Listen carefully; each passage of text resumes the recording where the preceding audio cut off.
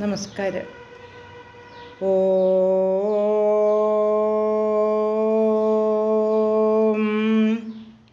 ഓം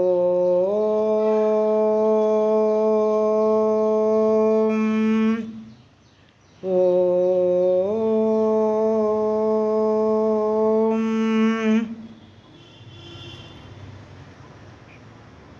ശ്രീമദ് ദേവി ഭാഗവതം പ്രഥമസ്കന്ധം അധ്യായം 14. ഇപ്പോൾ വ്യാസൻ തൻ്റെ പുത്രനായ ശുകന് വിവാഹം കഴിക്കാൻ ഉള്ള പ്രായമായി എന്ന് മനസ്സിലാക്കിയിട്ട് സുന്ദരിയായ മുനികന്യകയെ അന്വേഷിക്കാൻ തുടങ്ങി. ശുകനോട് അദ്ദേഹം പറയുകയാണ്, നീ ഗാർഹസ്ഥ്യം നന്നായി അനുഷ്ഠിക്കണം, ദേവന്മാരെയും പിതൃക്കളെയും പൂജിക്കണം. അങ്ങനെ എന്നെ ഈ കടത്തിൽ നിന്നും, ഈ ഋണത്തിൽ നിന്നും മോചിപ്പിക്കുക. ഈ ജീവിതത്തിൻ്റേതായ എല്ലാ ഋണത്തിൽ നിന്നും എന്നെ നീ അങ്ങനെ മോചിപ്പിക്കണം. പുത്രനില്ലാത്തവന് ഒരു ഗതിയുമില്ല, സ്വർഗവും തീരെ കിട്ടുകയില്ല, പ്രാപ്തമാവുകയില്ല. അതുകൊണ്ട് ഗൃഹസ്ഥാശ്രമം നീ ദയവായി സ്വീകരിക്കണം. അങ്ങനെ എനിക്ക് നീ സുഖം നൽകി എൻ്റെ മോഹം പൂർത്തീകരിക്കണം എന്നൊക്കെ വ്യാസൻ ശുകനോട് പറയുന്നു.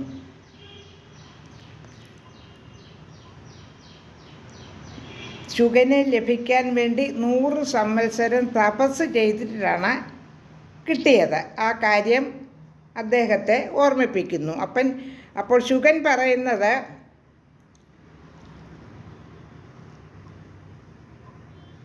ഈ ലോകത്തിൽ സുഖം എന്നൊന്ന് ഇല്ല, ഇതെല്ലാം നമ്മുടെ ഒരു തോന്നൽ മാത്രമാണ്. എല്ലാ സുഖവും ദുഃഖത്തോടു കൂടിയതാണ്. ലോകം കൊണ്ടോ തടി കൊണ്ടോ ഉള്ള ബന്ധത്തിൽപ്പെട്ടവൻ എന്നെങ്കിലും ഒരിക്കൽ മുക്തനായെന്ന് വരാം. എന്നാൽ പുത്രൻ, ഭാര്യ എന്നിവരാൽ ബദ്ധനായവൻ ഒരിക്കലും അതിൽ നിന്നും മോചിക്കപ്പെടുകയില്ല എന്നാണ് ശുകൻ്റെ അഭിപ്രായം. അതുകൊണ്ട് വിവാഹം കഴിക്കുന്നതിൽ ഒരു കാര്യവുമില്ല എന്ന് ശുകൻ സമർത്ഥിക്കുകയാണ്. പിന്നീട് എന്താണ് പറയുന്നതെന്ന് നമുക്ക് അടുത്ത ശ്ലോകങ്ങളിൽ കൂടി മനസ്സിലാക്കാം. ശ്ലോകം 39. വിൺമൂത്ര സംഭവോ ദേഹോ നാരീണാം തന്മയസ്തഥാഹ ക പ്രീതിം തത്ര വിപ്രേന്ദ്ര വിബുധ കർത്തുമേച്ഛതി. മലമൂത്രാദികൾ കൊണ്ട് മലിനമാണ് ദേഹം. സ്ത്രീ ശരീരവും അത്തരം മാലിന്യത്തോടു കൂടിയതാണ്. ഹേ ബ്രാഹ്മണോത്തമ, ജ്ഞാനിയായ ഏതൊരുവനാണ് അതിൽ പ്രതിപത്തി ഉണ്ടാവുക.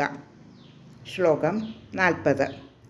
അയോനിജോഹം വിപ്രർഷേ യോനൗ മേ കീദൃശീ മതിഃ ന വാഞ്ചാമ്യഹമഗ്രേപി യോനാവേവ സമുദ്ഭവം.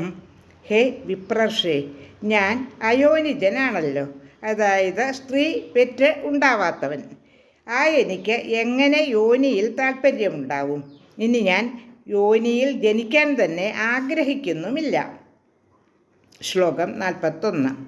വിട്സുഖം കിമു വാഞ്ചാമി ത്യക്ത്വാത്മസുഖമത്ഭുതം ആത്മാരാമച്ഛ ഭൂയോപി ന ഭവത്യതിലോലുപഃ. അത്ഭുതാവഹമായ ആത്മസുഖത്തെ വെടിഞ്ഞ് മലിനമായ ഭൗതിക സുഖത്തെ ഞാൻ ആഗ്രഹിക്കുമോ? ആത്മാരാമനായി തീർന്ന ഒരുവന് വീണ്ടും ഭൗതിക സുഖത്തിൽ തൽപരനായി തീരുകയില്ല. ശ്ലോകം 42.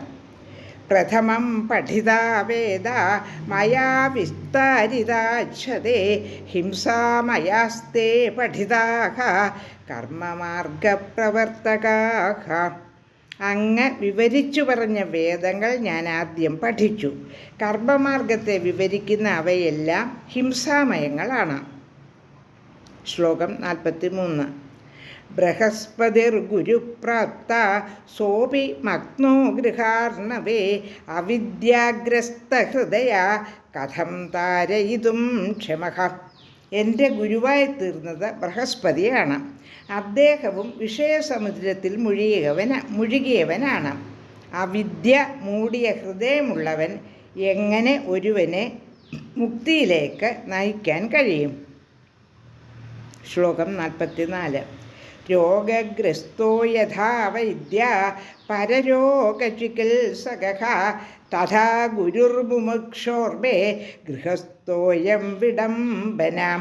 അന്യരുടെ രോഗം ചികിത്സിക്കുന്ന രോഗിയായ വൈദ്യൻ എന്നതുപോലെ പരിഹാസ്യനാണ് മോക്ഷേച്ഛുവായ എനിക്ക് ഗൃഹസ്ഥനായ ഈ ഗുരുവും.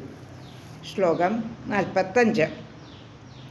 കൃത്വാ പ്രണാമം ഗുരവേ ത്വൽസമീപമുപാഗതഃ ത്രാഹി മാം തത്വബോധേന ഭീതം സംസാരസർപ്പതഃ. ഗുരുവിനെ പ്രണമിച്ചിട്ട് ഞാൻ അങ്ങയുടെ സമീപത്തെത്തിയിരിക്കുകയാണ്. സംസാരമാകുന്ന സർപ്പത്തെ ഭയപ്പെടുന്ന എന്നെ ആത്മതത്വം ഉപദേശിച്ച് രക്ഷിച്ചാലും. 45 ശ്ലോകങ്ങളാണ് പാരായണം ചെയ്തത്. ലോക